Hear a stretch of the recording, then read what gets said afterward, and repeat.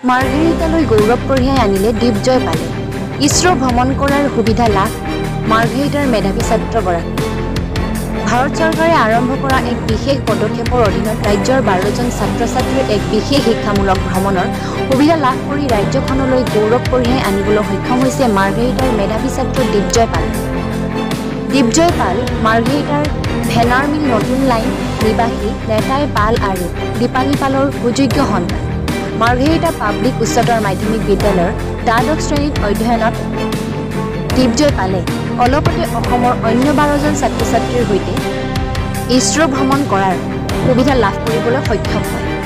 দীপজয় পালে প্ৰাৰম্ভিক শিক্ষা মাৰ্ঘেৰিটাৰ জেমছ স্কুল তাৰে পৰা তেওঁ মেট্ৰিক পাছ কৰি বৰ্তমান মাৰ্ঘেৰিটা পাব্লিক উচ্চতৰ মাধ্যমিক বিদ্যালয়ৰ ছাত্ৰ। মাৰ্ঘেৰিটাৰ দৰে এখন সৰু ঠাই শিক্ষাৰ দিশত দেশৰ অন্য স্থানসমূহৰ ভিতৰত অতি পিছপৰা অঞ্চলৰ পৰা এই সফলতা অৰ্জন কৰিবলৈ সক্ষম হোৱাত উৎফুল্লিত হৈ পৰিছে পৰিয়ালটোৰ লগতে সমগ্ৰ মাৰ্ঘেৰিটাবাসী। এক প্ৰতিযোগিতামূলক পৰীক্ষাত অৱতীৰ্ণ হৈ ইছৰো ভ্ৰমণ কৰিবলৈ সুযোগ লাভ কৰা কথাটোৱে মাৰ্ঘেৰিটাৰ শিক্ষা জগতখনত এক আশাৰ সঞ্চাৰ কৰিছে। ইছৰো ভ্ৰমণ সন্দৰ্ভত দীপজয় পালে সংবাদ মাধ্যমৰ আগত নিজৰ অধ্যাৱসায় পৰিয়ালৰ শ্ৰম আৰু শিক্ষকসকলৰ ঐকান্তিক প্ৰচেষ্টাৰ বলত বাঞ্ছিত ফলাফল লাভ কৰিবলৈ সক্ষম হোৱা বুলি কয়। মাৰ্ঘেৰিটাৰ পৰা কিষাণ লানুঙৰ ৰিপৰ্ট, টাইম 60 অসম।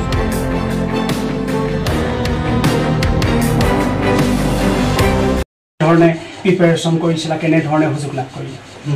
প্ৰিপাৰেশ্যনটো মানে কি হ'ল, মই প্ৰিপাৰেশ্যনটো একো কৰা নাই, বিশেষকৈ প্ৰিপাৰেশ্যন নাই কৰা।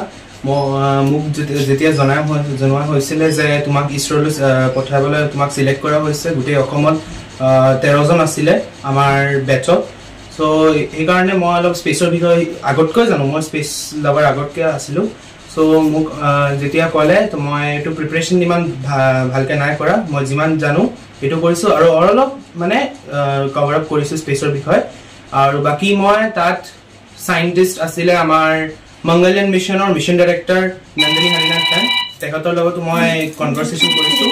তেখেতৰ লগত মই বহুতখিনি টাইম স্পেণ্ড কৰি নিজৰ কুৱেশ্যনছ সুধিলোঁ। তাৰপিছত শংকৰ মাৰাস্বামী ছাৰ, তেখেতৰ লগত মই কুৱেশ্যন সুধিলোঁ। আৰু বহুত চাইণ্টিষ্ট আছিলে য'ত মই লগ পালোঁ, য'ত মানে ইছৰোত মানে মই লগ পাইছিলোঁ আৰু নিজৰ কুৱেশ্যন সুধিলোঁ।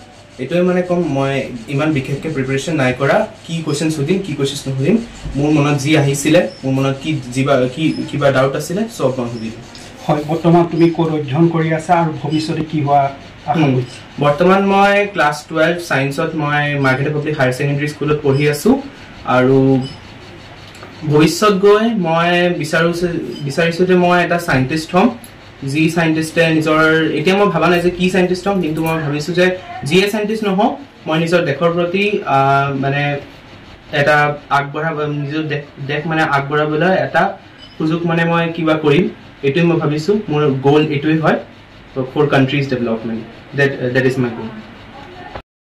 ইছৰো নিচিনাৰ এটা প্ৰতিষ্ঠানলৈ যাবলৈ সক্ষম হ'ল, পিতৃ হিচাপে কেনেকৈ?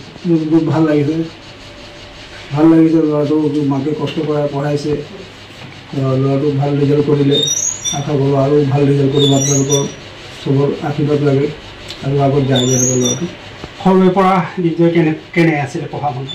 সৰুৰ পৰা ভালেই আছিলে, ক্লাছ 1ৰ পৰা মেট্ৰিকলৈকে 95% এবভ আছিলে, ক্লাছ 1ৰ পৰা মেট্ৰিকলৈকে। মই কষ্ট কৰিছোঁ, মই কৈছোঁ বাপেকে মানে ইমান কষ্ট কৰি ইমান কম পইচাতে ইংলিছ মিডিয়ামত মানে পঢ়াবলৈ নিবিচাৰিছিলে তো পইচাৰ কাৰণে। মই মানে জোৰ কৰি দিলোঁ, কিন্তু কষ্টটো তেওঁৱেই কৰিছে, পইচাটো নহ'লেতো আৰু পঢ়াব নোৱাৰিম। মই অকল শিক্ষাটোৱে দিছোঁ, কিন্তু পইচাখিনি তেওঁহে দিছে। কিন্তু বহুত কষ্ট কৰি তেওঁ মানে পঢ়োৱা শুনা কৰিছিলে। 10 বছৰ মই ভবাই নাছিলোঁ যে পঢ়াব পাৰিম বুলি। জেমছত মই মানে ST জেমছ স্কুলত পঢ়াইছোঁ মাৰ্ঘেৰিটাত, পঢ়াম বুলি ভাবিব পৰাই নাছিলোঁ মই। যেতিয়া 10 বছৰ কমপ্লিট হ'ল তেতিয়া মই ভাবিছোঁ মই কিবা এটা মানে তেওঁ কৰিলে ল'ৰাটোৰ কাৰণে।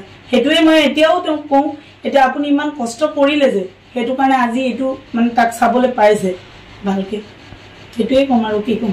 মাতৃ হিচাপে অনুভৱ কেনেকুৱা? অনুভৱ মানে কি বহুত বহুত ভাল লাগিছে, ইমান ভাল লাগিছে মানে ক'বই নোৱাৰোঁ। আৰু ৰাইজৰো আশীৰ্বাদ থাকিব লাগিব, ৰাইজৰ আশীৰ্বাদ। আৰু গোটেই মই অকল বিচাৰোঁ মোৰ ল'ৰা অকল ভাল নহওক, মানে গোটেইখিনি মানুহে তাক ভাল পাওক, গোটেইখিনি মানুহে তাক চিনি পাওক।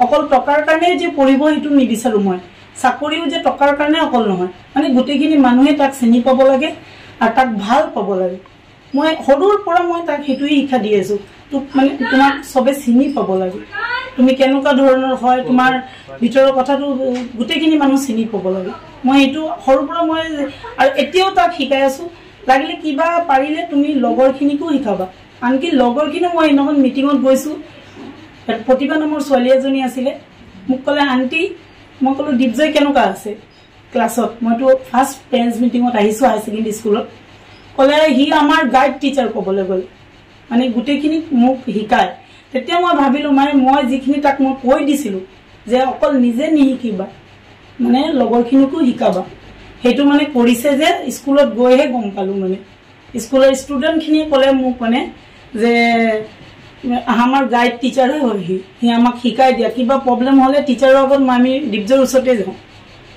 পাৰ্চেণ্টেজটোৰ কথাটো ক'ব নোৱাৰোঁ এতিয়া আপ ডাউন হৈয়ে থাকে আৰু সেইটোৱে ক'ম আৰু কি